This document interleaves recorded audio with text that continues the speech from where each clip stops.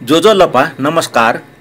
आज नेपाल मण्डलको संस्कृति सभ्यता अन्तर्गतको नासद्यबारे संक्षिप्त जानकारी लिएर आएको छु। काठमाडौँको नेपाल भाषा अनुसार उनीहरूको शब्द निर्माण गर्ने प्रक्रिया विशेष प्रकारको छ। कुनै शब्दको पछिल्लो अक्षरले उक्त शब्दको परिचय दिइरहेको हुन्छ।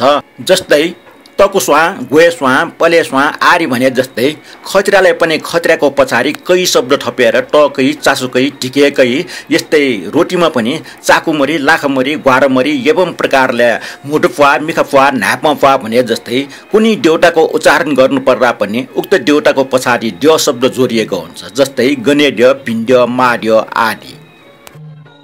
नासद्य काठमाडौँ संस्कृति सभ्यता परम्परासँग जोडिएको सम्पदा हो। नासद्यलाई भारतीय संस्कृति अनुसार नाट्यश्वर, नृत्यनाथ नामले पनि चिनिने गर्छन्। नेवार समाजमा व्यापक रूपमा प्रचलित यो नासद्य एक प्रकारको देवता हुन्। नेवार बस्ती बस्तीमा गणेड्य अर्थात् गणेश भए जस्तै नासद्य पनि लगभग टोली पछि हुन्छन्। गणेड्य एउटै टोलमा एकभन्दा बढी हुन सक्छन् भने नासद्य गणेश जस्तै पाली पछि हुँदैन। तर एउटा टोलमा एउटा न एउटा नासद्य हुन्छन्। आफ्नो टोलमा नभएमा नजिकको टोलमा रहेको नासद्य पूजा गर्ने गरिन्छ।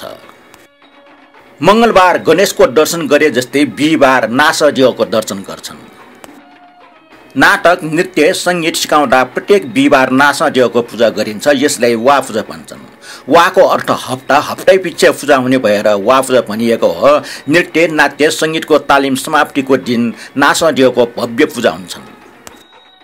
उक्त पूजामा हाँस, कुखुरादेखि भेडा, राँगा समेत बलि दिन्छन् र बलि दिएको पशुको सिङ यसले दायाँ बायाँ टाँगिने प्रचलन पनि थियो। यो फोटो निकै पहिले यस्तै टाँगिएको भेडाको सिङ हो जुन आजसम्म पनि यथावत छन्। हिजो आज बौद्धहरूले नाचमा पूजा गर्दा बलि दिने प्रथा हटिसकेका छन्। काठमाडौँ उपत्यकाको परम्परादेखि पुजिने प्रत्येक देउता एउटा न एउटा क्रियासँग सम्बन्धित हुन्छन्। जस्तै कार्य सिद्धि गर्न गणेड्य, व्यापार बढाउने पिण्ड्य, दाँत दुखेमा वास्याद्य, कान दुखेमा न्यापस्याद्य भने जस्तै नासद्यको पनि आफ्नै प्रकारको कार्य छन्। उनको कार्य भन्नु नै नृत्य, नाटक एवं सङ्गीतसँग सम्बन्धित छन्। यसबाहेक मानिसमा हुनुपर्ने एक प्रकारको हिस्सी अथवा लोकप्रियता पनि हो। हुन त नासद्यलाई भारतको नाट्यश्वर, नृत्यनाथसँग पनि जोडी हेर्ने गर्छन्। भारतमा प्रचलित नाट्यश्वर, नृत्यनाथ नृत्यसँग सम्बन्धित छन्।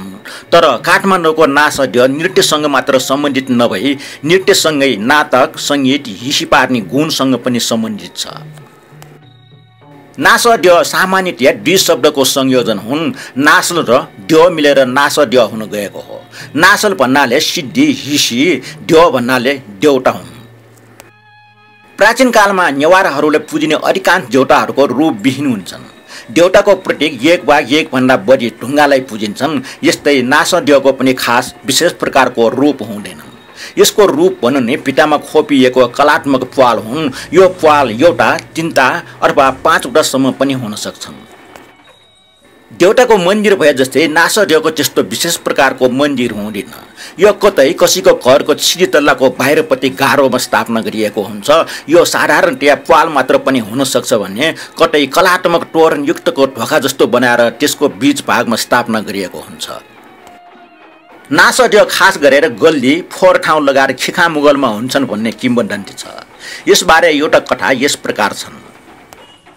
पिण्ड्य अर्थात् भीमसेनलाई गीत सिक्नु रहर भएर नासद्य कहाँ गएर मलाई पनि गीत सिकाइदिनु भन्न गएछ। यस्तो रिसा पिण्ड्यले मेहनत र धैर्य चाहिने गीत कसरी सिक्न सक्छन् भने जस्तो लाग्यो।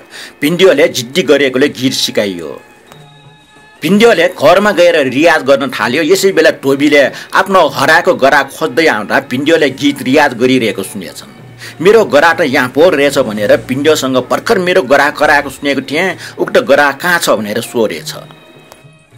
पिण्ड्यले आफूले रियाज गरेको त गरा करा जस्तो पो रहेछ। नासद्यले त मलाई गीत गाउन सिकाएको होइन, गरा कराउन सिकाएको रहेछ भनेर रिसले चुर भएर नासद्यलाई मार्छु भनेर गएछ। यो कुरा नासद्यले थाहा पाएर आफ्नो ज्यान बचाउन अँध्यारो र फोहोर गल्लीको एउटा प्वालमा सुटुक्क लुकेर आफ्नो ज्यान बचायो। नासद्यको रूप नहुनु र उसको प्रतीक प्वाललाई नासद्य मानुनुको किम्वदन्ती यस्तो रहेछ।